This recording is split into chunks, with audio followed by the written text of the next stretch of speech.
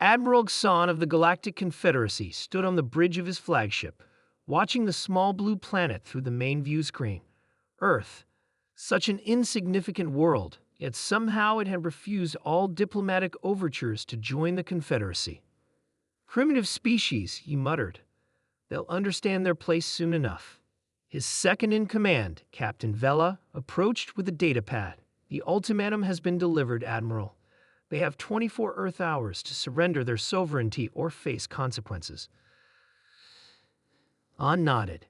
"They'll capitulate. They always do." The Confederacy had conquered 1,000 worlds this way. Show force, demand submission, and collect new members. The system worked flawlessly for centuries. Resistance was rare, and when it occurred, it was swiftly crushed. In the United Earth Defense Headquarters beneath the Rocky Mountains, General Thomas Moore reviewed the alien message with his staff. "So they want us to surrender, or they'll force us to," he summarized. The room remained silent. Thoughts. Admiral Pavel leaned forward. "We've been monitoring their fleet for months.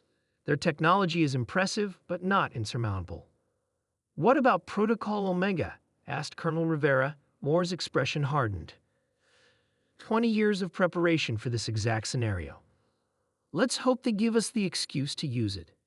He pressed a button on the console. "Attention all commands. Defense Condition 1. This is not a drill.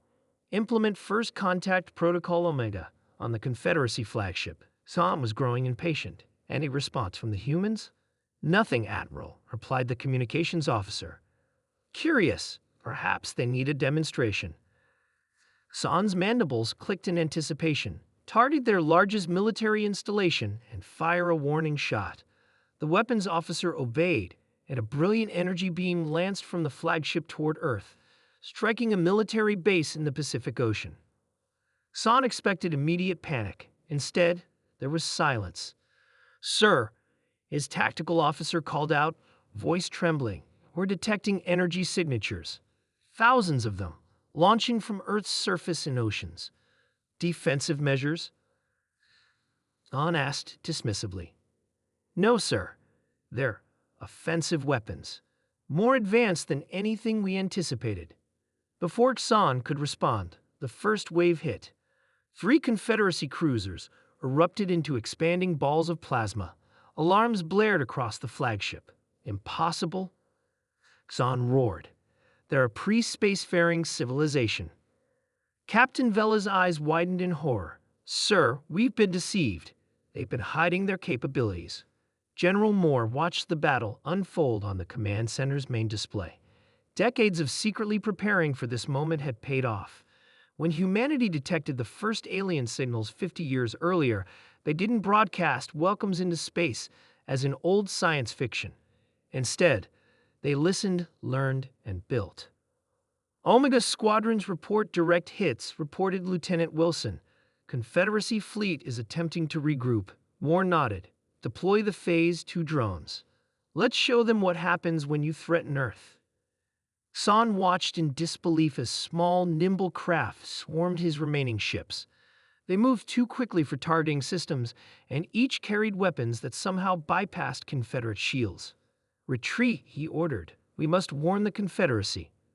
But as the remaining ships attempted to enter lightspeed, they discovered another surprise.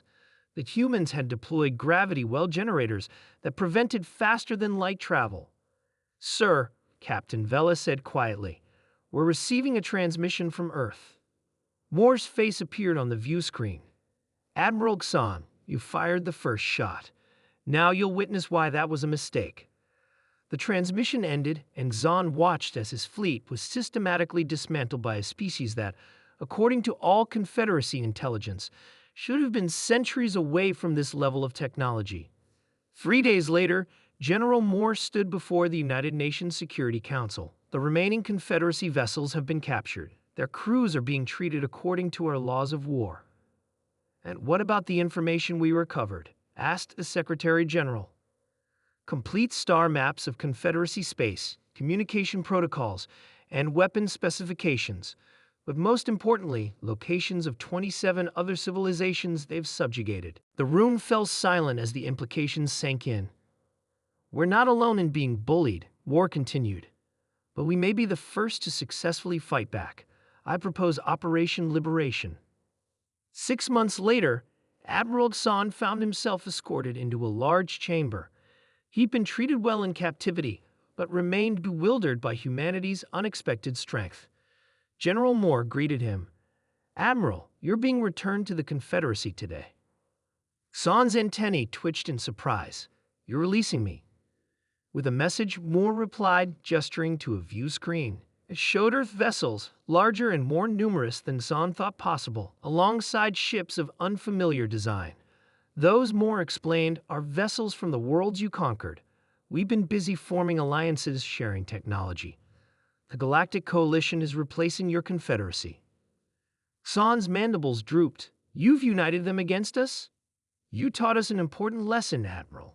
In this galaxy, power is respected. But unlike you, we don't demand submission. We offer partnership. Moore handed him a data crystal. This contains our terms for the Confederacy's peaceful transition into the Coalition. Refuse, and we'll demonstrate just how much of our capability we're still keeping hidden. As Don boarded the transport that would return him home, he understood the grave error his civilization had made.